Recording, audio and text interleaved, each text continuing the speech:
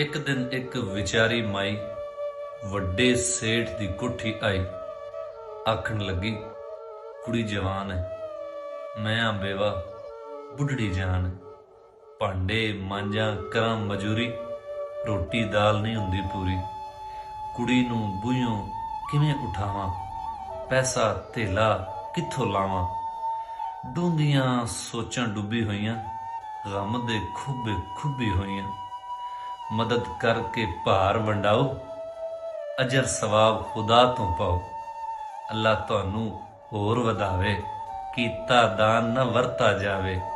सेठ ने सुनिया दुख दियां गल्लां, सीने वजियां गुजियां सल्लां। हंजू आ गए अखां अंदर, ज्यों चंगाड़े कखां अंदर। दुखड़े सुन के रह न सकिया, हौड़े हौके सह न सकिया। रब दे खौफों कमियां डरिया, लम्मा सारा हौका भरिया। उसे वेले चाबी कड्डी, खोली एक तजोरी वड्डी।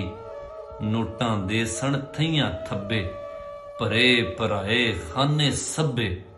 सोचिया बुल ते उंगल धर के, सोचिया बुल ते उंगल धर के। ऐनक जरा कवासी करके, वेख्या जाचिया चार चुफेरा। खिचिया फेर दराज वडेरा, करके जिगरा भर मरदाना।